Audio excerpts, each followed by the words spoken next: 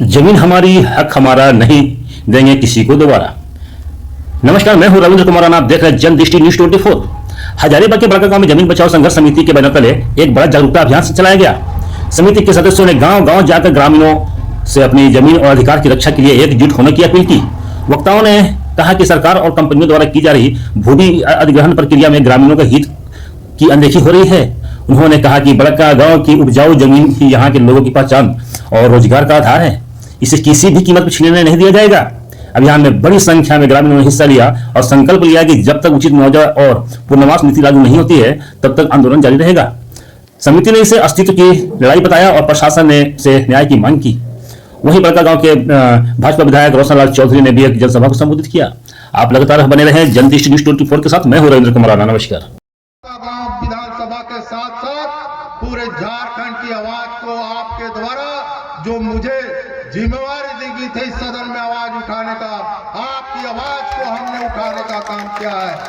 हमारे अभिभावक गौतम सागर राणा जी बोल रहे थे कि गैर सरकारी संकल्प में रोशनलाल जी आप अपनी बात को रखिएगा। हम आपको बताना चाहते हैं, सत्र के अंतिम दिन हमने गैर सरकारी संकल्प में रखा था और सरकार को झुकने के लिए मजबूर किया था, और उसी गैर सरकारी संकल्प के आधार पर, मेरे सवाल के आधार पर विस्थापन आयोग का गठन मजबूरी में झारखंड सरकार को करना पड़ा। लेकिन सिर्फ विस्थापन आयोग के गठन से नहीं होगा।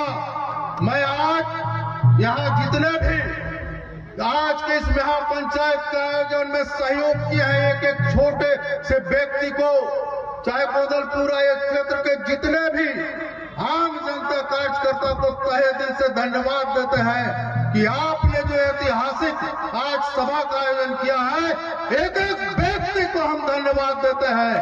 नेता आएगा जाएगा, सरकार आएगा जाएगा, जनता यदि एक रहेगा तो कोई माइकल लाल आपका जमीन नहीं छीन सकता है। इसलिए सावधान रहने की जरूरत है। बहुत कोई मेक मिलेगा तो एक दूसरे का शिकायत कर सकता है, लेकिन हमने क्या किया है नहीं किया है ऑन रिकॉर्ड है। आज इस मंच के माध्यम से भी कहता हूं, पूर्व वक्ताओं ने कहा केंद्र सरकार का दोष हो या राज्य सरकार का, लेकिन राज्य सरकार यहाँ यदि नीति बनाई है, आज यदि केस मुकदमा हो रहा है, कल भी यहाँ केस मुकदमा हुआ, जो लड़के लोग गलत ढंग से कंपनी के लोग पुलिस का बोर्ड लगाकर कंपनी के लोग जा रहे थे, उसका ऑन रिकॉर्ड हमने वीडियो भी दिया है।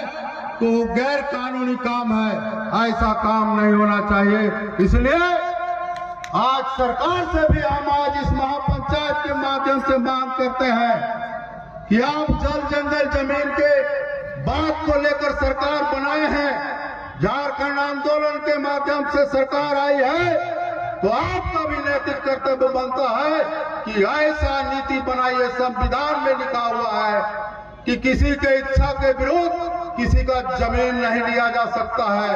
तो आज क्यों लिया जा रहा है, रोज इस तरह का हो रहा है। इसलिए भाषण हर कोई दिया, आप सुन रहे हैं, महापंचायत आपने आयोजन किया है, ये ऐतिहासिक पल के सब कोई गवाह है।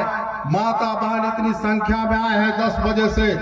हम आपसे अपील करना चाहते हैं, छत्तीसगढ़ और कहा हरियाणा से भी दो बहन आई थी, उन लोगों ने भी अपनी बात को रखा है, दुख दर्द को रखा है, और उन्होंने भी अपील की है कि महापंचायत और ये लड़ाई पूर्ण रूप से गैर राजनीतिक होना चाहिए।